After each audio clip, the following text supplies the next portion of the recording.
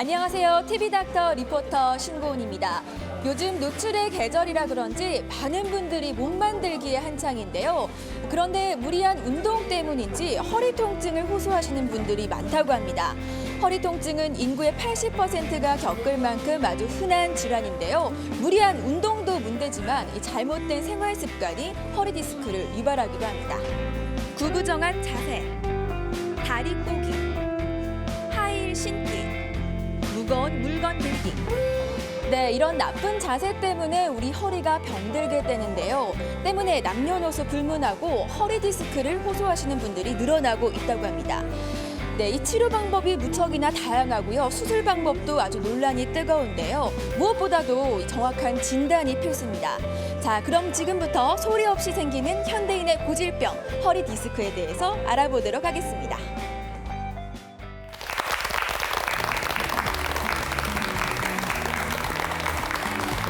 안녕하십니까. 건강을 지키는 약속 TV닥터입니다. 바다축제가 어제부터 시작됐죠. 이번 주말까지 계속된다고 합니다. 여름바다를 즐기려고 여기저기서 정말 몸 만들기에 한창인데 무리한 운동을 하다 보니 허리 통증을 또 호소하시는 분들이 많더라고요. 특히 의자에 오래 앉게 되는 학생이나 직장인의 경우에는 허리 디스크까지도 올 수 있다고 합니다. 근데 허리 디스크는 사실 누구나 흔하게 올 수 있는 질환이기 때문에 잘못된 상식도 많고 특히 수술에 대한 논란도 많은 것 같아요. 오늘은 허리 디스크에 대해서 올바른 의학 상식을 알아보겠습니다. 두 분을 오늘은 모셨습니다. 동해의료원 신경외과 박현준 과장 그리고 침구과 김철웅 과장 두 분이십니다. 어서 오십시오. 반갑습니다. 네, 저희가 TV닥터 이 시간에 양방과 한방 두 분을 모신 적이 사실은 없었는데요. 이렇게 딱 두 분 서 계시니까 좀 든든합니다. 저도 사실 이렇게 하이힐을 신고 오랜 시간 방송을 진행하다 보면 허리가 좀 통증이 올 때가 있거든요. 치료하시면서 실제 두 분도 그런 통증을 겪으시는지 궁금합니다.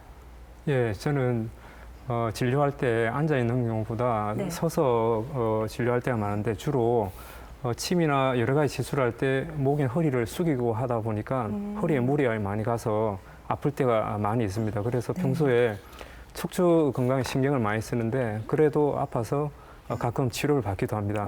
선생님도 치료를 받으시는군요. 박 과장님은요? 예, 저도 허리 통증 때문에 고생을 많이 한 적이 있습니다. 평소 진료할 때는 항상 앉아서 진료를 하게 되고 네. 수술을 할 때도 허리를 숙여서 하는 자세를 많이 취하기 때문에 항상 허리에 무리가 많이 되게 됩니다. 네. 평상시에 바른 자세를 취하고 근력 강화 운동을 해야 되지만 저 역시 그것을 잘 지키지 못해서 허리 통증을 고생한 적은 많이 있습니다. 아니 이렇게 허리 치료 전문가 분들조차도 겪게 되는 허리 통증. 사실 누구나 올 수 있는 게 허리 통증이며 더 심하면 디스크까지도 될 수 있는데 허리 디스크로 실제 고생하시는 분들이 얼마나 되는지요? 예, 그 허리 통증은 살아가면서 흔하게 겪는 증상인데 아까 처음에 그 리포터가 말씀을 하셨는데 네. 전체 인구의 한 80% 이상이 살아가면서 한 번쯤은 허리 통증을 겪는다고 하고요. 45세 이하에서는 감기 다음으로 흔한 증상입니다.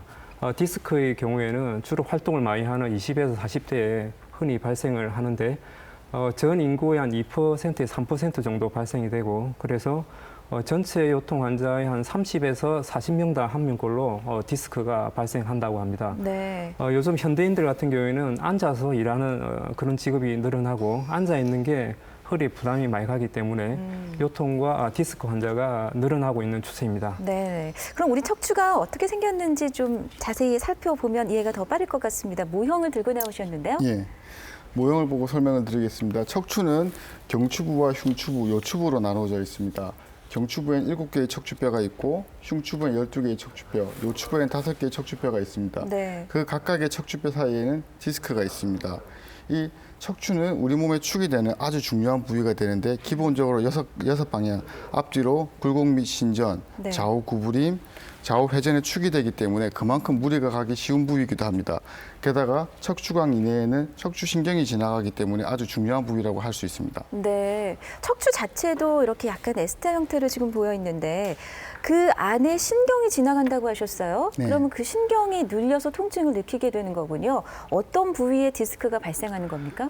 예, 척추라는 것은 기본적으로 경추 같은 경우에는 전반을 향해서 휘어져 있고 흉추는 후반을 위해서 휘어져 있고 요추는 전방을 휘어져 있습니다. 그래서 네. 전체적으로 봤을 때는 S자 형태를 가지고 있는데 이 S자 형태를 가지고 있는 이유는 추간판에 걸리는 힘이 분산되어서 디스크에 압력을 분산시켜준 효과를 가지고 있습니다. 네. 즉 정상 성인들의 경우에 똑바로 서 있을 때나 누워 있을 때 주먹 하나가 들어갈 정도의 공간이 생기게 됩니다. 네. 그렇지만 척추뼈가 꼿꼿하게 일자로 서 있는 경우에는 그 압력이 분산되지 못하고 아래로 바로 내려가 버리기 때문에 추간판의 퇴행성 변화라든지 디스크병이 유발되는 경우가 생기게 됩니다. 네. 슬라이드를 보면서 설명을 드리겠습니다. 네. 다시 또 화면을 자세히 살펴보겠습니다. 디스크는 수액 및 수액을 감싸고 있는 섬유륜으로 구성이 되어 있습니다. 이 네. 디스크가 신경을 압박하였을 때 신경 자극 증상이 발생하게 되고 이것을 우리가 디스크병, 즉 추간판 탈출증이라는 병이 되게 그러니까 됩니다. 중간에 저 파란 부분이 돌출되면서 신경을 건드린다. 네, 그렇습니다. 예. 이 디스크는 정도에 따라서 팽륜, 돌출, 파열 정도로 나눌 수가 있게 되는데요. 네. 점점 심해지는 거네요. 네. 다 MRI 보고 설명을 드리겠습니다. 정상적인 척추 MRI 같은 경우에는 척추의 퇴행성 변화를 일으키지 않고 척추 추간판이 신경관 내로 돌출되어 있지 않은 정상적인 사진을 보여주고 있습니다. 네, 깨끗하군요. 네. 지금 정상 요추고요. 지금 보시는 거는 척추 추간판 탈출증의 병변을 보여주고 있습니다. 디스크가 퇴행성 병변을 일으켜서 검게 변해 있는 모습을 보여주고 있고 디스크 사이에 간격이 좁아져 있는 모습을 보여주고 있습니다. 네. 게다가 디스크가 후방으로 돌출되면서 흘러내려가서 좌측으로 신경가지를 압박하고 있는 양상을 보여주고 있습니다. 네, 확연히 MRI 보니까 이제 눈에 확연히 드러나는군요. 네. 이분은 좀 심한 경우신 거죠. 이분 같은 경우에는 디스크가 파열되면서 마비가 왔던 환자분이십니다. 그런 정도까지 됐군요. 그러면 도대체 이런 허리 디스크가 왜 생기는 건지 한방에서는 어떻게 보시는지요? 예, 일단 외상성으로 외부의 충격이나 힘이 이 척추에 가해졌을 때 급성으로 생길 수가 있고 그렇지만 일반적으로는 바르지 못한 자세나 습관 그리고 허리에 무리가 가는 일을 반복적으로 했을 때 척추의 퇴행성 변화가 가속화되어 디스크가 잘 발생될 수 있습니다. 네. 외상성의 경우에도 기본적으로는 이 척추의 퇴행성 변화가 와 있기 때문에 그런 경우에 더 잘 발생할 수가 있겠습니다. 자세에 대해서 중요하다는 것을 말씀드리기 위해서 제가 그 어떤 연구 결과를 말씀을 드리면은 네. 모 병원에 요통으로 내원한 492명의 전체 환자를 설문조사를 했는데 그 환자들 중에 41% 정도가 앉았다 일어나는 동작을 반복했을 때 디스크가 잘 발생되었다 이래 이야기를 했고 36% 환자는 오래 앉아 있는 자세 이런 네. 것들을 통해 가지고 디스크가 잘 발생되었다라고 설문에 답했고요. 그리고 24% 정도의 요통 환자는 이 바르지 못한 자세가 요통의 원인이다 이렇게 생각을 하고 있었습니다. 네. 그래서 실제로 허리에 걸리는 어떤 무게가 어떻게 되는지 슬라이드를 보면서 설명을 좀 드리도록 앉아 있는 하겠습니다. 자세가 상당히 허리에 부하가 된다고 예, 예. 말씀하셨는데 그래서 지금 똑바른 자세로 서 있을 때의 허리에 가해지는 어떤 부하가 100이라고 봤을 때 네. 바른 자세로 앉아 있는 경우에는 140, 거의 한 40% 정도로 증가가 됩니다. 그리고 꾸분한 자세로 이래 앉아 있는 경우에는 거의 배로 가까이 증가가 되기 때문에 예. 이 바른 자세가 굉장히 중요하다 이렇게 말씀을 네, 드릴 그러니까 수가 있겠습니다. 같이 앉아 있더라도 꾸부정하게 있느냐, 허리를 착 펴고 있느냐에 네. 따라서 허리에 받는 그 부하가 상당히 다를 수 있겠습니다. 지금 방청객 여러분 앉아 계시는데요. 예, 꾸부정하게 앉으시면 안 될 것 같은데요. 자, 실제로 그 직업적인 이유 때문에 허리 통증을 겪고 계신 남성 두 분을 만나봤거든요. 보시겠습니다. 사실 제가 이제 운전을 하다 보니까 오래 앉아 있다 보니까 거기서 오는 것도 같고 이제 뭐 다른 거는 어떻게 원인이 오는가 그건 잘 모르겠어요. 앉아 있으니까 오랫동안 앉아 있는 거기에서 온 것 같아요. 어떤 직업적인. 저는 허리가 좀 평상시도 좀 아프고 그랬죠. 좀 오래 걷거나 이러면은 좀 허리가 좀 뻐근하고 다리가 좀 저리는 그런 증상이 있었죠. 처음에는 이제 일반 병원에서는 거기 이제 조금 튀어나왔다더라고요. 튀어나가 신경을 누르니까 계속 이게 아팠는데 그게 그 뒤에는 튀어나온 게 아니고 이게 이제 그 터지다더라고요. 터져가지고 이제 신경을 눌러가지고 거의 그 왼쪽 쪽으로 거의 마비가 오더라고요. 예, 굉장히 아프더라고요. 그러니까 시술을 하고 나서는 그런 게 없더라. 아픈 게 없더라고요.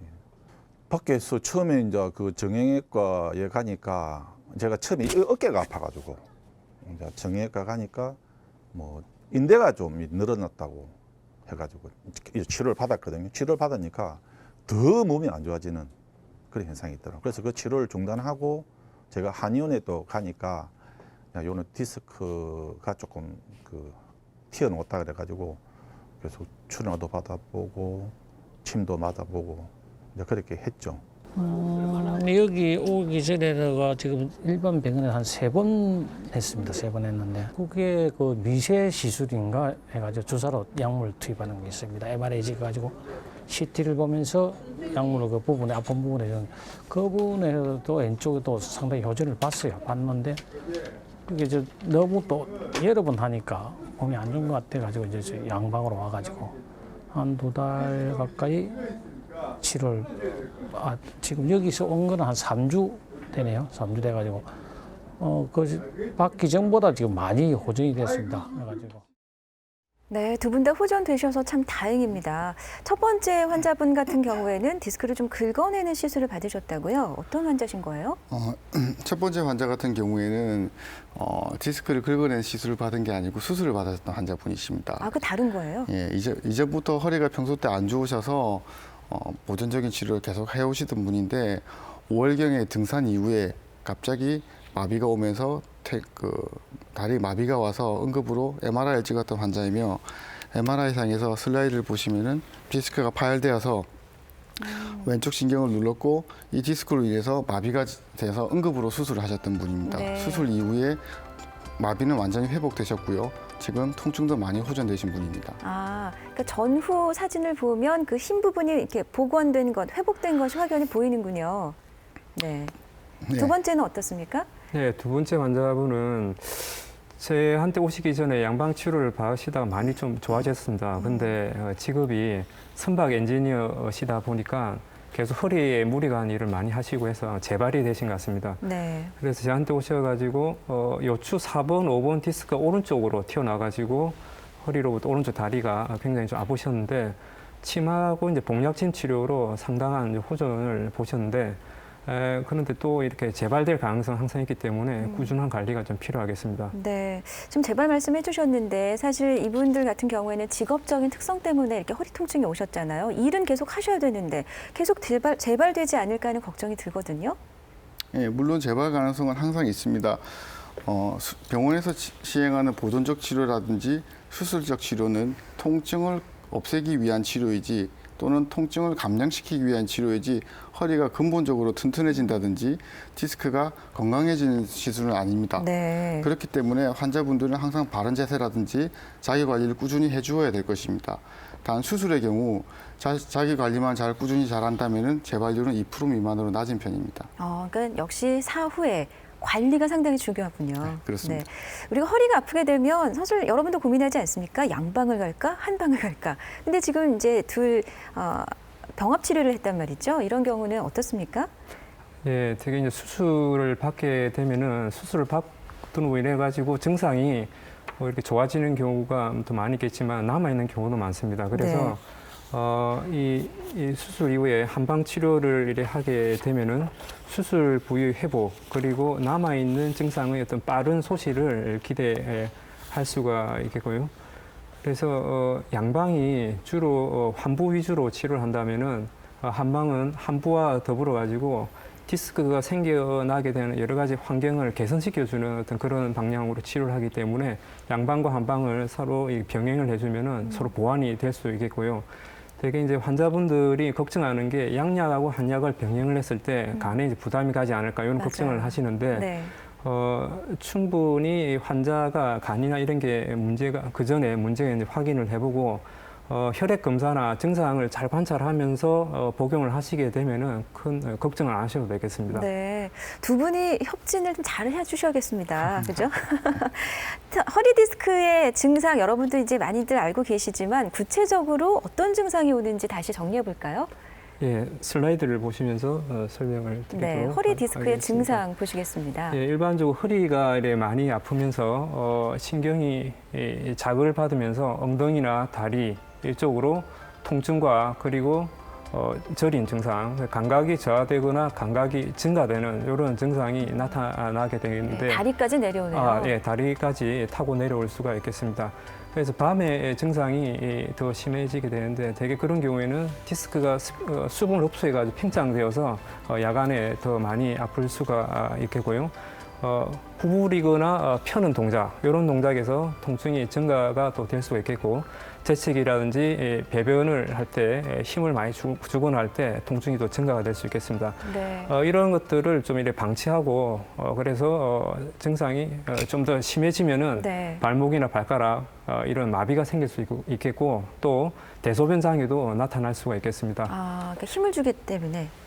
예, 힘을 줘서 허리에. 증상이 척추강에 이 압력이 증가가 돼가지고 네. 증상이 더 심해질 수 있겠습니다. 자, 그러면 이 허리 디스크의 자가 진단법, 집에서 내가 허리 디스크가 아닐까 하고 혹시 진단할 수 있는 간단한 방법이 있을까요? 예, 화면을 보시면서 네. 설명을 좀 드리도록 하겠습니다.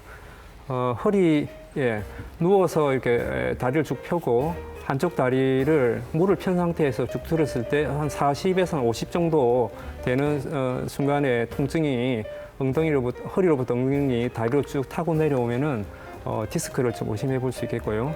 그 다음에 다리 길이가 차이 나는 경우, 이런 경우는 골반이나 척추가 틀어져서 디스크가 생긴 경우에 해당이 되겠는데 이 방법은 사실 자가로 판단하기 어렵고 주위 분들한테 도움을 받아야 되는데 평소에 서 있거나 걸을 때 다리 길이가 차이 나는 경우에는 한번 확인해 볼 필요가 있겠습니다. 네. 그리고 발끝이나 발꿈치로 걸었을 때 통증이 증가되는 경우, 이런 경우에도 의심해 볼 필요가 있겠고요. 그 다음에 무릎을 펴고 허리를 숙였을 때 허리로부터 엉덩이 다리로 통증이 쭉 타고 내려가는 경우, 이런 경우에도 1번의 경우, 첫 번째 경우하고도 비슷한 어떤 그런 의미인데 네. 이런 경우에도 디스크를 좀 의심해 볼 수가 있겠습니다. 자, 그럼 이런 방법을 통해서 자가 진단을 해보니 허리 디스크가 의심된단 말이죠. 그럼 이제 병원에 가서 확진이 필요할 텐데 어떤 검사를 받게 됩니까? 예, 환자분이 요통 및 하지방소통을 주소로 병원에 내원한 경우에 우선 신경학적 검사를 먼저 시행을 하게 됩니다. 네. 이 전문의가 신경학적 검사상에서 디스크 병변이 의심되는 경우에는 엑스레이라든지 CT, MRI 같은 진단 검사를 시행하게 되는데요. 사진을 보고 설명을 드리겠습니다. 네. 엑스레이란 단순 방사선 촬영으로서 간접적인 검사 방법입니다. 엑스레이는 허리뼈의 굴곡이라든지 뼈와 뼈 사이의 간격 또는 뼈의 퇴행성 변화를 통해서 간접적으로 퇴행성 변화 유무를 확인하는 방법으로 엑스레이를 통해서 디스크가 신경을 직접적으로 누르는지 여부는 확인을 할 수는 없습니다. 다음 사진을 보시겠습니다. 같은 환자의 CT 사진입니다. 이 환자분은 CT는 엑스레이에 비해서 훨씬 정밀한 사진으로 추간판이 왼쪽으로 신경을 누르는 것을 어느 정도 확인을 할 수가 있습니다. 네. 환자분이 척추 5번 및 척추 1번 사이에 디스크가 돌출되어 있는 것을 어느 정도 확인할 수가 있지만 더 정밀한 검사는 MRI가 되겠습니다. MRI의 경우 척추 추간판의 퇴행성 변화뿐만 아니라 지금 신경근이 얼만큼 어느 정도 눌러 있는지 주변의 인대 상황까지 더 확실하게 볼 수 있는 더 정밀한 검사가 되겠습니다. 네, 그러니까 엑스레이, CT, MRI 등을 통해서 이제 확진을 할 수가 있는데 환자 입장에서 고민되는 것이 이제 수술 권유를 받았을 때 받아야 되나 그렇지 않아야 되나. 그러니까 수술을 뭐 초기에 바로 하는 것이 좋다 아니다. 수술은 칸은 대면 안 된다. 이런 논란들이 사실 많거든요. 한방에서는 어떻게 보세요? 예, 되게 양방에서 수술 권유를 받고 이게 한방으로 될지 안 될지 문의하는 그런 경우가 많습니다. 네. 그 한방에서는 되게 가급적이 수술을 안 하는 쪽으로 말씀을 드리는데 이 통계에 의하면은 전체 디스크 환자 한 5% 정도, 5% 미만에서 수술이 꼭 필요하다 이래 이야기를 해서 꼭 수술이 필요한 경우를 제외하고는 충분히 보존적인 치료를 받는 게 필요하다 하겠습니다. 네. 양방에서는요? 흔히 진료를 하다 보면은 흔하게 듣는 질문입니다. 환자분들이 신경 자극 증상이 아닌 단순 요통으로 병원을 방문했을 때 단순 엑스레이 촬영만 가지고 흔히들 뼈가 휘었다, 디스크 초기 증상이다 또는 뼈가 신경을 누른다는 말을 듣고 수술해야 되지 않나라는 두려움에 잠을 못 자는 경우도 많이 있습니다. 네. 실질적으로 CT나 MRI를 통해서 디스크가 확인되어서 신경 자극 증상이 확진된 경우에도 보존적 치료를 통해서 70에서 80% 이상의 환자분들은 요통이 없어질 수 있기 때문에 디스크가 있다 하더라도 대부분의 경우 보존적 치료 및 근력 강화 운동을 충분히 시행해보고 네. 수술은 추후에 판단하는 것이 좋습니다. 어쨌든 수술은 가장 마지막 선택이 되어야 되겠다. 네, 그렇습니다. 예. 자, 그럼 이번에 만나볼 환자는요. 다양한 치료를 해보시다가 결국 수술을 받으신 40대 여성입니다. 만나보시겠습니다. 허리가 안 좋아지긴 둘째 낳고 나서 이제 4년 조금 넘었거든요. 예. 둘째 낳고 이제 그 한 3개월 집에서 쉬는 동안 허리가 갑자기 너무 많이 밤에 다리가 너무 많이 아팠어요. 그러니까 허리가 아프다기보다는 다리가 너무 많이 아파서 잠을 못 자고 이랬더니 이제 병원에 여기저기 다니다 보니까 허리 디스크라고 그때 판정을 받아가지고 그때부터 이제 계속 이렇게 물리치료도 받고 뭐 침도 맞고 이제 특히나 이제 그 통증 의학된 주사를 많이 맞았어요. 네. 한 4년 정도 기간 동안이었기 때문에 치료는 안 받은 게 없습니다. 관련해서 뭐 허리 침 같은 경우는 좀 부산에서 그래도 좀 잘하신다고 하시는 한의원에 가서 침이나 뭐 요즘은 침도 뭐 약침 있고 봉침 있고 뭐 벌침 뭐 이런 여러 가지 각종 침을 놓기 때문에 그런 침들을 맞았는데 그런 침들이 참 잘 들었어요. 근데 이제 말씀드렸다시피 그것도 이제 처음에는 잘 들었는데 그것도 내성이 생기고 하니까 이제 세월이 자꾸 지나니까 어느 순간부터는 안 듣고 그다음에 이제 신경외과에서 하는 무통 저희가 이제 주사 치료라고 하는데 그 주사 치료도 또한 처음에는 한 번 맞으면은 이제 뭐 이제 제일 처음에 맞을 때는 사실 한 1년 정도를 버틸 수 있을 정도였는데 그다음 기간이 자꾸만 짧아지더라고요. 운동을 하라 그래가지고 수영도 좀 오래 했었고, 예. 근데 운동은 딱 하는 기간 동안은 또 통증이 괜찮다가 운동을 끊으면 또다시 계속해서 반복이 되는 거죠. 그래서 그러한 반복적인 생활을 견디기가 아기도 아직 어리니까 아기도 봐야 되고 살림도 해야 되고 또 직장도 다니니까 이게 너무나 힘든 거예요. 허리 디스크가 계신 분들은 웬만하면 수술을 안 하기 위해서 그 치료를 참 다양하게 많이 하고 있고 또 요즘은 치료가 참 다양하거든요. 뭐 딱 하나의 치료만 있는 건 아니기 때문에 수술을 한다라고 하신 정도면 웬만한 치료는 다 받아봤다라고 이제 해야 되는 거죠. 근데 이제 그러한 기간들이 이제 몸의 관리도 잘 해주고 하시는 분들은 이제 더 오랜 기간을 버티실 수 있는데 이제 저처럼 이제 직장 생활도 하고 아기도 키우고 하는 사람들이 그렇게 뭐 운동도 꾸준히 하면서 막 이렇게 관리하는 게 힘이 들기도 하고 그 주사나 이런 것들이 그렇게 이제 계속해서 이제 통증을 완전히 없애주는 방법은 아니더라고요. 참 고생 많이 하셨네요. 육아, 일도 병행하시고 치료, 운동. 근데 한 방으로 좀 치료 그 효과를 보셨는데 출산으로 더 심해지셨네요, 이분은? 예, 되게 임신과 출산을 통해 가지고 허리가 더 악화되는 경우인데 여기에 대해서 좀 말씀을 드리도록 하겠습니다. 네. 임신을 해서 태아의 몸무게가 증가되면은 이 배를 이렇게 앞으로 내밀게 되면서 무게 중심이 이제 앞쪽으로 유지가 되고 그래서 이 요추가 앞으로 좀 휘게 됩니다. 그래 되면서 요추 주위에 조직들이 부담을 갖게 되고 출산에 임박해지면서 골반과 요추 관절이 늘어나게 됩니다. 그래서 굉장히 불안정해지고 요통이 좀 잘 생길 수가 있겠고요. 출산 후에는 더욱 이렇게 늘어난 골반이나 척추 관절들이 더 늘어나게 됩니다. 이래 늘어난 상태에서 육아라든지 가사일이라든지 이런 부담들 그리고 올바르지 못한 자세를 통해 가지고 더 비틀어지고 그래서 디스크나 요통이 잘 걸릴 수가 있습니다. 실제 산모들의 한 절반 이상은 요통을 경험하게 됩니다. 그래서 평소에 허리가 안 좋으신 이제 가임기 여성들은 네. 임신 전에 반드시 허리를 튼튼하게 해야 되겠고요. 실제로 임신하게 되면 검사라든지 적극적인 치료를 하기 좀 힘들게 됩니다.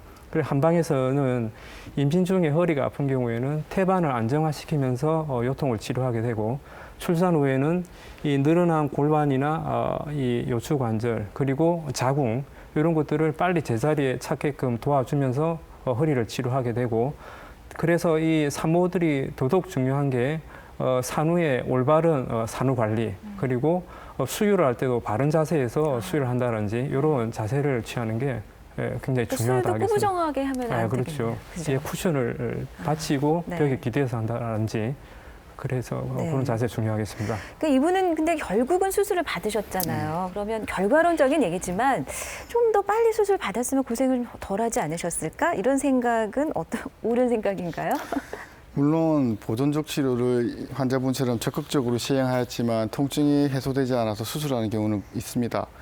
그렇지만 진료를 하다 보면 반대의 경우도 많이 경험을 하게 됩니다. 네. 주변에서 요통 때문에 병원을 방문하였는데 지금 수술하지 않으면 향후에 마비가 발생할 것이다. 또는 지금 수술하지 않으면 통증이 없어지지 않을 것이다. 라는 이야기를 듣고 수술에 대한 편견이라든지 두려움 때문에 본인 스스로 약물 치료라든지 주사 치료 또는 하물며 민간 치료를 자가요법을 통해서 시간이 지난 후에 통증이 없어져 버리는 경우도 많습니다. 네. 이런 환자분들은 주변 분들에게 나는 수술하지 않고 나왔다. 수술했으면 당시 어떨 뻔했겠느냐. 맞아. 또는 수술하면 허리가 망가지는데 하지 마라. 나처럼 나을 수 있다. 그런 경우도 많이 우리가 보게 됩니다. 네. 물론 보존적 치료가 효과가 없는 경우에는 수술이 좋은 대안이 될 수는 있지만 수술이 통증을 없애는 최선의 방법은 아니라는 것을 알아두셨으면 좋겠습니다. 그럼 실제로 수술로 가는 경우는 한 어느 정도? 실제로 디스크 환자에 있어서 보존적 치료가 실패해서 수술을 하는 경우는 전체 환자의 5%에서 10% 미만으로 보고 있습니다. 물론 네. 보존적 치료 후에 효과가 좋았다가 이후에 갑작스럽게 다시 악화되면서 마비가 생겨서 수술하는 경우도 아주 드물게는 있습니다. 네. 근데 가장 괴로운 것 중에 하나가 통증 참는 거잖아요. 네. 그 통증을 줄이기 위해서 주사도 많이 맞으시더라고요. 네, 그렇습니다. 통증 주사 치료에는 여러 가지 방법이 있는데 통증의 원인이 워낙 다양하게 있기 때문에 그에 따르는 통증 주사도 여러 가지가 있습니다. 네. 요통의 원인이 근육에 있다면은 근육에 넣는 주사 치료를 할 수 있을 것이고요. 척추의 관절면에서 통증의 원인이 된다면 관절면을 지나는 신경의 약물 치료를 하는 주사 치료가 될 수 있을 것입니다. 네. 슬라이드를 보면서 설명을 드리겠습니다. 네. 주로 우리가 시행하는 신경 차단술 같은 경우에는 추간판 탈출증, 즉 디스크가 신경을 압박해서 그 신경 부위의 급성 염증 반응으로 인해서 통증을 유발되는 경우에 그 부위에 주사 치료, 약물 치료를 함으로써 급성 염증 반응을 가라앉혀주고 통증을 없애주는 치료 방법이 되겠습니다. 지금 네. 보시는 방법은 일반적인 디스크에서 하나의 특정 신경이 자극되는 경우에 그 신경에만 약물 치료를 주입함으로써 통증을 잡아주는 선택적 신경 차단술이 되겠습니다. 네. 그러니까 주사를 직접 주입을 해서 주사 약물을 네. 통증을 완화시키는 거네요. 네. 네. 그럼 그 시술 장면을 한번 화면으로 보면서 또 설명을 듣겠습니다. 신경 차단술인데요. 지금 보시는 환자분은 척추 협착증으로 우리가 흔히 꼬리뼈 주사라고 표현하는 위추 신경공 차단술을 시행했던 환자분이십니다. 이걸 지금 막 찌르는 거네요.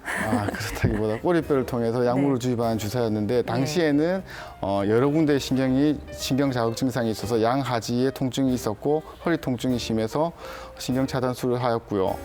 그 이후에 신경 통증이 많이 좋아지셨다가 최근에 다시 통증이 재발하셔서 병원으로 내원하셨는데 이번에는 왼쪽 다리에만 통증이 있어서 왼쪽 신경에만 선택적으로 신경 차단술을 시행하고 있는 장면입니다.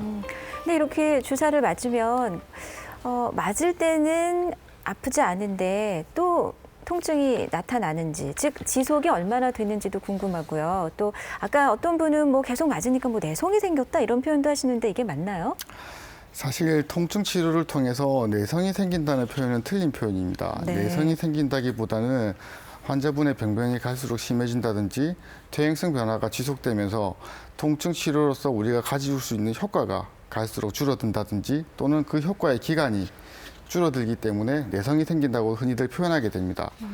이런 경우에는 사실 수술적인 방법이 치료가 될 수 있습니다. 네. 하지만 대부분의 환자분들 같은 경우에는 통증 치료만의 결과를 가지고 수술을 고려하는 경우가 많습니다. 예를 들어서 통증 치료 효과가 갈수록 떨어진다고 해서 수술 위해서 입원을 하였는데 입원을 해서 충분한 휴식을 취하게 되고 수액 치료를 받게 되고 네. 약물 치료와 물리 치료가 병행되면서 통증이 없어져 버려서 수술을 시행하지 않는 경우도 종종 있습니다. 다행이네요. 네. 네. 그러면 이거를 뭐 계속 언제까지 계속 맞아야 된다 이런 건 사실 환자에 따라서 다르겠군요.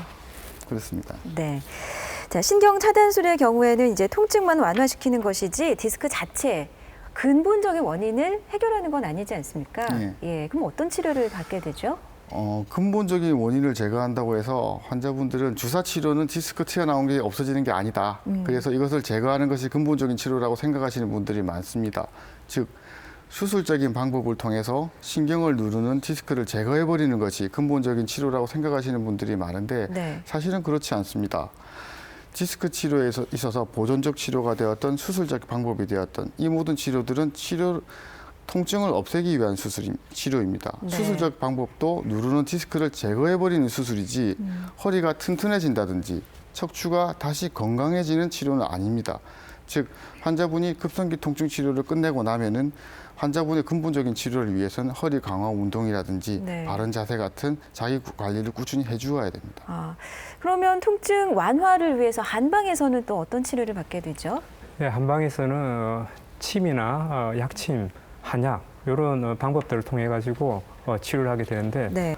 지금 시술 장면은 복약침을 환부 주의와 또 환부 증상과 관련된 경혈에 주입하는 방법인데요.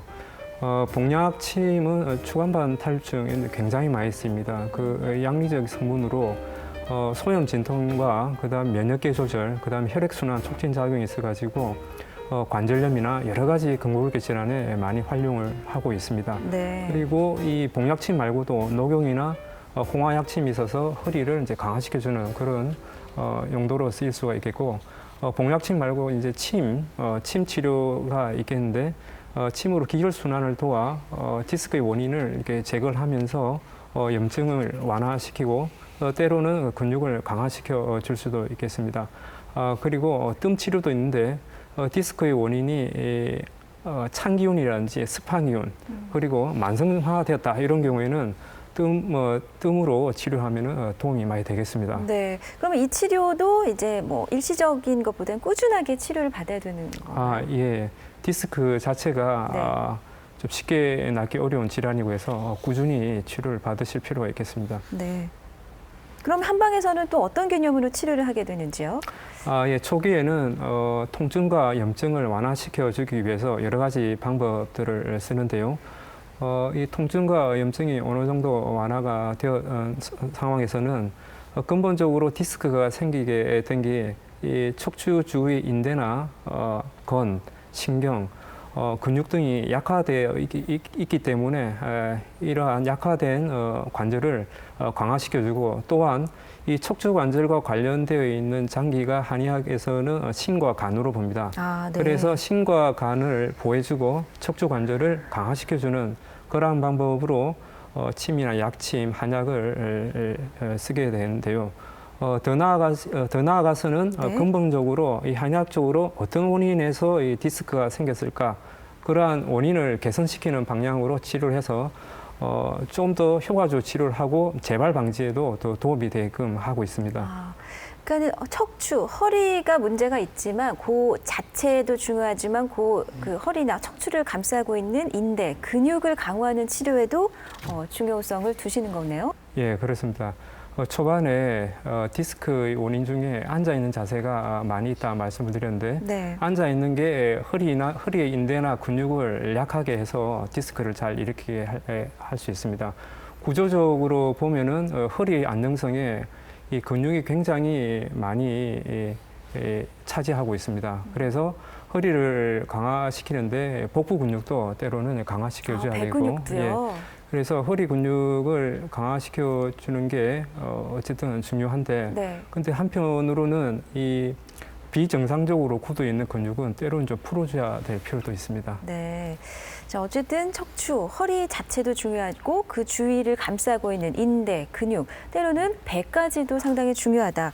그래서 물리치료를 그렇게 강조하시나 봐요. 물리치료라는 것은 급성기 스포츠 손상과 같은 급성기 부종의 경우에는 냉찜질과 안정 같은 부종을 가라앉히는 물리치료가 필요하겠지만 네. 요통과 같은 만성기 통증에 있어서는 온열 치료라든지 초음파 치료 그리고 저주파 간섭 치료 같은 물리치료를 통해서 요추부의 순환을 개선시켜주고 근육과 인대의 통증을 가라앉혀주는 통증 치료를 물리치료를 시행하게 됩니다. 네, 지금 물리치료를 하고 있는 장면이네요. 지금 보시는 화면은 체외 충격파라는 물리치료로서 일반적으로 하는 물리치료에 있어서의 초음파 치료보다는 좀 더 심부에 충격파를 가해줌으로써 통증을 치료하는 물리치료가 되겠습니다. 네.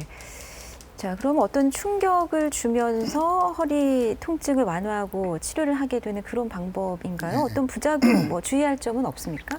체외 충격파라는 것이 강한 충격파라기보다는 네. 좀 더 심부에 초음파를 넣어줘서 발열 반응을 일으켜서 순환을 개선시켜주고 통증을 가라앉히는 물리치료이기 때문에 특별한 부작용이 있지는 않습니다. 그냥 자극을 주는 거군요. 예. 단지 환자에 따라서 치료의 만족도가 떨어진다든지 치료 이후에 통증을 호소하는 경우에는 특별히 권하지는 않습니다. 네. 그럼 한방에서는 어떤 물리치료 개념이 있어요? 물리치료라기보다는 하나의 이제 시술 방법인데 네. 아주 중요한 방법으로 추나요법이 있습니다. 추나요법 많이 예. 들어보셨죠? 예. 추나요법은 이제 골반이나 척추가 비뚤어진 경우에 보시는 그림처럼 그 손바닥이나 손으로 손가락으로 밀고 당겨서 바르게 해주는데요. 네. 척추 주위의 척추 주위 디스크, 척추 주위를 교정을 해주는 것뿐만 아니라 척추 전반의 균형을 바로 잡아줘서 때로는 이 굳어진 근육을 좀 풀어주고 그리고 약해진 경우에는 강화시켜줘서 네. 디스크가 생기게 된 환경을 개선시켜주는 방향으로 치료를 하게 됩니다. 그럼 이 추나요법이 허리 디스크에 어느 정도까지 효과를 기대해 볼 수 있습니까? 예, 골반이나 이 척추가 비뚤어져 가지고 생기는 디스크에는 도움이 많이 됩니다. 네. 그런데 대개 이제 추나요법을 받으신 분들 중에는 아까 이 환자 인터뷰에서 나왔었는데 예. 받을 때뿐이고 또 이렇게 또 틀어진다 이런 말씀들을 하시는데 네. 사람이 살아가면서 이 비뚤어진 어떤 그런 상태가 오래되어서 거기에 이제 몸이 적응되어 있기 때문에 갑자기 교정을 해주면 어떤 경우에는 굉장히 이제 아파하는 경우도 있습니다. 네. 그리고 또 지나면은 다시 이렇게 틀어진 상태로 돌아가게 되고 그래서 교정 치료를 꾸준히 해주는 것도 필요하지만은 더 중요한 것은 이 바른 자세를 유지하는 게 필요하겠고 네. 그런데 바른 자세도 역시 이 습관이기 때문에 참 쉽지는 않습니다. 맞아요. 그래서 꾸준한 본인의 노력이 좀 필요하다 하겠습니다. 네. 두 분과 말씀을 나누다 보니까 저도 이렇게 바른 자세로 서 있어야겠다는 생각이 자꾸 듭니다. 양방에서 물리치료도 효과를 어느 정도 기대합니까? 물리치료라는 것은 꾸준히 시행함으로써 효과를 볼 수 있는 치료의 방법입니다. 네. 환자들의 경우 대부분의 경우 직업적인 문제라든지 개인적인 일상의 문제 때문에 본인 스스로 허리에 무리가 많이 되는 일을 할 수밖에 없고 그 환자분들은 쉬지 못하는 경우가 있습니다.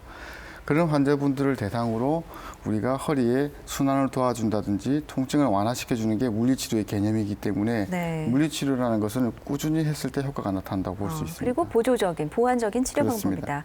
자, 오늘 제가 열심히 이렇게 두 분께 질문을 드리고 있는데 이번에는 방청분께서 직접 질문을 해주셔도 되겠습니다. 어떤 게 궁금하십니까? 남편이 최근 허리가 계속 아프다고 하는데 네. 허리 통증 없애는데 네. 경락 마사지가 좋다고 들었습니다. 효과가 있을까요? 예, 경락 마사지 효과가 궁금하세요. 예. 경락 마사지는 경락이 분포하는 근육이나 관절에 마사지를 통해서 경락을 활성화시키는 방법으로 해서 치료를 하게 되는데 일반적으로는 이 근육이 굳어져 있는 경우, 그래서 통증이 야기되는 경우에는 근육을 풀어서 통증을 좀 해결해 줄 수 있겠습니다. 대개는 만성요통에는 이제 도움이 되겠는데 네. 급성 디스크의 경우에 통증이 굉장히 심한 경우에는 크게 도움은 되지 않겠습니다. 네. 또 때로는 너무 이제 환자의 상태에 비해서 강한 어떤 자극을 준다라든지 그래서 멍이 든다라든지 오히려 디스크가 더 심화되는 경우도 있기 때문에 주의할 필요가 있겠습니다. 경락 마사지도 잘 받아야 되겠어요. 예, 그렇습니다. 네. 자, 한 분 더 질문 받아볼까요? 네, 질문해 주십시오. 어머니가 연세가 있으신데 허리 디스크 때문에 수술을 받으려고 합니다. 주위에서 수술하면 허리를 못 쓴다고 이야기하는데 네. 수술을 하면 안 되나요? 그러게요. 이런 질문 참 많이 네. 받으시죠? 일반적인 30, 40대에 주로 발생하는 단순한 추간판 탈출증인 경우에 미세 현미경화 수술을 하게 되는데 이런 디스크 수술 같은 경우에는 수술이 간단하고 수술 이후에 바로 일상생활에 복귀가 가능하기 때문에 연세가 많다고 해서 수술을 꺼릴 필요는 없습니다. 단 어머님께서 나이가 많다고 한다는 것은 퇴행성 변화가 많이 진행되었기 때문에 발생한 척추 협착증이 있을 가능성이 높습니다. 척추 협착증이라는 것은 디스크뿐만 아니라 주변의 인대라든지 관절면이 다 같이 신경을 누르고 있는 병변이기 때문에 일반적인 수술에 있어서는 척추 유압술이 필요합니다. 우리가 유압술? 흔히 나사목 고정술이라고 해서 네. 척추를 고정시켜버리는 수술이 필요한 경우가 많은데요. 아까 제가 설명드렸듯이 척추라는 것은 우리 몸이 회전하고 움직일 수 있는 축이 되는데 수술 이후에 그 회전 분절을 고정을 시켜버려야 되는 수술입니다. 예. 수술 이후에는 당장에는 요통도 많이 호전이 되고 다리 저림감도 없고 보행이 호전되기 때문에 환자의 만족도가 높습니다. 그렇지만 수술이 가지고 있는 한계가 있기 때문에 그 이후에 인접 분절, 예를 들어서 4번, 5번 수술을 하게 되면 3번, 4번에 무리가 가버리기 때문에 몇 년이 지나서 극심한 통증이 나타난다든지 추후에 인접 부위에 퇴행성 변화가 다시 진행해서 수술을 해야 되는 경우가 많게는 20%까지도 보고가 되고 있기 때문에 이런 척추융합 수술을 하기 전에는 반드시 충분한 물리치료라 보존적 치료를 우선 시행해보고 네. 수술을 신중하게 고려하는 것이 필요할 수 있습니다. 네. 근데 그 디스크가 조금 돌출돼 있는 경우에는 그렇게 뭐 여러 가지 물리치료도 병행하면서 그 보존적인 치료 방법을 해보다가 터져버리는 경우도 있잖아요. 네. 그런 경우에는 어떻게 수술 받아야 돼요? 수술에 대한 개념 자체가 중요합니다. 네. 디스크 수술이라는 것은 허리가 건강해지는 수술이 아니기 때문에 예를 들어서 디스크가 암이라고 한다면 디스크가 돌출되었던 팽윤되었던 무조건 수술해야 됩니다. 수술하지 않으면 환자가 죽기 때문이죠. 네. 그렇지만 디스크 병은 암이 아니기 때문에 우리가 통증만 없다면 환자분이 마비가 없고 통증이 없는데 디스크가 튀어나와 있다고 해서 수술을 할 필요는 없는 것입니다. 실제로 디스크가 파열돼서 흘러내려온 경우에도 보존적 치료 이후에 통증이 없어졌고 환자분이 확인해보고 싶어서 MRI를 찍었는데 디스크가 녹아 없어진 경우도 흔하게 볼 수 있습니다. 다행이네요. 자, 그러면 수술은 이제 맨 마지막에 선택. 그래서 실제로 수술을 받는 경우는 한 10% 미만이라고 하셨잖아요. 그러면 환자분께서는 수술이 꼭 필요하겠습니다라고 네. 진단을 내리는 경우는 어떤 경우인지요? 수술이 필요한 경우는 크게 두 가지로 나눌 수가 있습니다. 첫 번째, 마비가 온 경우입니다. 디스크에 의해서 하지에 마비가 왔다든지 또는 배뇨장애가 발생해버리게 되면은 네. 즉시 수술을 해줘서 풀어주지 않으면 마비라든지 배뇨장애는 돌아오지 않습니다. 그것도 타이밍이 중요하군요. 네.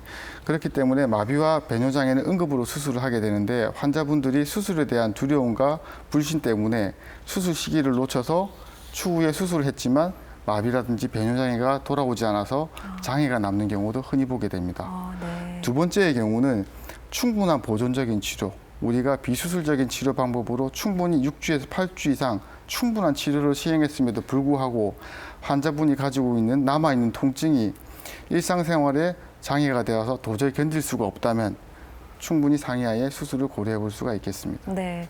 자, 그렇게 신중한 고민 끝에 결정한 수술이라면 수술 방법이 어떤 방법인지도 알아야 될 텐데요.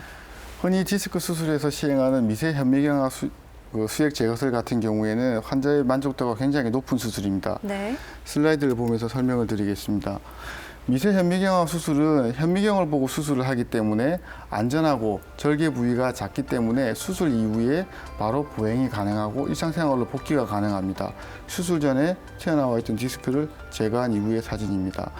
게다가 환자분 디스크가 재발하는 경우는 2% 미만이고 꾸준히 관리만 잘한다면 요통 없이 잘 지낼 수 있는 간단한 수술이기도 합니다. 네. 어쨌든 튀어나온 부분을 빼준다. 제거해서 빼주는 수술입니다.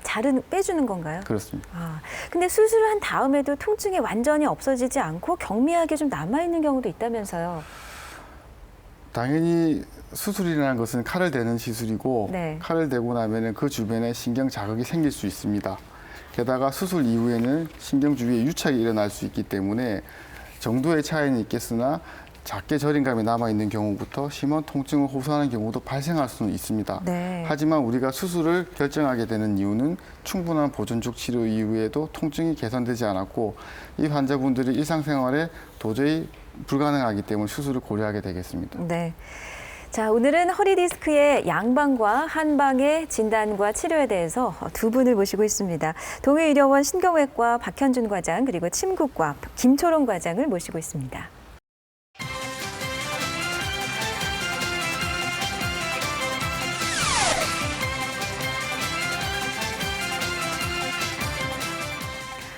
네, 보통 허리 디스크는 생활 습관병이라는 말도 하게 됩니다. 평소에 생활 습관이나 자세가 좋지 않기 때문에 꾸준히 그런 자세가 반복되다 보면 허리 디스크가 될 수 있다는 거죠. 자, 그래서 건강한 허리를 만들기 위한 생활 습관을 화면으로 준비해봤습니다. 우리나라의 경우에 그 바닥에서 앉아서 생활하는 경우가 많습니다. 바닥에서 구부정하게 앉게 되면은 허리에 많은 무리가 되기 때문에 좌식보다는 의자 생활을 하는 것이 허리 통증에 도움이 많이 되겠습니다. 네. 그리고 장시간 앉아 있을 경우에는 자세를 자주 바꿔주고 오래 앉아 있을 때는 자주 휴식을 취하는 것이 도움이 되겠습니다. 그리고 무거운 물건을 들어 올릴 때 허리 힘만으로 들어 올리지 말고 무릎을 이용해서 허리 디스크 힘을 분산시켜 주는 것이 도움이 되겠습니다. 그러니까 무릎을 확실히 구부려서 들어주는 게 예, 중요하군요. 보통 무거운 거 들다가 삐끗해서 허리 다쳐서 네. 오는 경우 많거든요. 예. 예, 그럴 경우에는 무거운 물건을 들을 때 때는 항상 무릎을 통해서 무릎의 힘을 같이 이용해서 물건을 들어 올리는 것이 도움이 되겠습니다. 네. 자, 그러면 평소에 허리 디스크가 의심되거나 나는 허리 디스크로 고생을 하고 있다. 이런 분들이 계시다면 어떤 말씀을 해주실 수 있을까요? 예, 모든 질환이 병의 원인을 없애주는 게 굉장히 중요합니다. 네. 그래서 디스크도 마찬가지인데요. 허리에 무리가 갈 만한 일을 가급적이면 피하시고 되게 많이 아프신 경우에는 자기에 맞는 치료를 적절히 받으시면서 오늘 들으신 그 바른 자세 그리고 운동법을 꾸준히 해주시기를 부탁드리고 싶습니다. 네. 자, 바른 자세와 운동이 허리 강화에 중요하다. 그리고요. 예. 흔히들 요통을 고질병이라고들 많이 표현합니다. 이는 맞는 말일 수도 있고 틀린 말일 수도 있습니다. 물론 급성기 통증이 심한 경우에는 병원 치료가 필요한 경우도 있겠으나 평소 때 바른 자세와 자기관리만 꾸준히 실천할 수 있다면 요통은 충분히 극복할 수 있고 고질병이 아니라는 것을 명심하셨으면 좋겠습니다. 네, 오늘 두 분께서 한결같이 강조해 주시는 것이 바로 바른 자세네요. 그렇죠? 네. 서 있을 때나 앉아 있을 때나. 그리고 또 하나 근본적인 원인을 없애는 것보다는 보존적인 치료, 즉 허리를 강화할 수 있는 적절한 운동도 역시 강조해 주셨습니다. 자, 도움 말씀 주신 두 분께 감사드리겠습니다. 동해의료원 신경외과 박현준 과장, 침구과 김초롱 과장이었습니다. 고맙습니다. 감사합니다.